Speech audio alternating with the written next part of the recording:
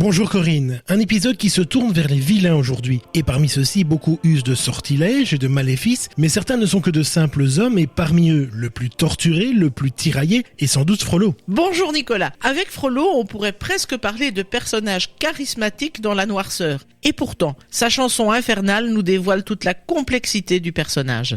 Oui bon, avant de parler de sa chanson, qui est donc alors ce personnage et pourquoi a-t-il développé une telle noirceur ? Le film de Disney ne nous dévoile pas grand-chose sur cet individu. Le roman le décrivait beaucoup plus. Frollo serait né en 1446 dans une famille noble qui le destine à une carrière ecclésiastique. Orphelin à l'âge de 19 ans, il recueille un enfant abandonné qu'il nomme Quasimodo. Bref, rien de bien méchant. Mais lorsqu'il croise la route d'Esmeralda, voilà son état d'archidiacre remis en cause, le conduisant à la folie par ce combat intérieur entre le bien et le mal, en contradiction avec son engagement religieux.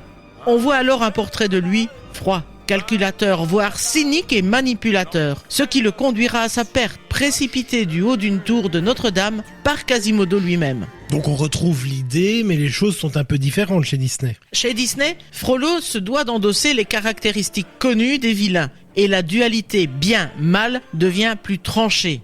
Disney lui fait quitter ses fonctions religieuses aussi et il devient juge, dont on explique très vite la fonction première, nettoyer Paris de la présence des gitans qu'il déteste. C'est ainsi qu'au début du film, il tue la mère de Quasimodo, se justifiant au nom de Dieu. Il se prépare à agir de même avec l'enfant quand l'archidiacre de la cathédrale impose à ce fanatique religieux de s'occuper du bébé afin de racheter ses fautes. Le point commun sera cette folie qui s'empare de lui par le tiraillement provoqué par son désir de la gitane.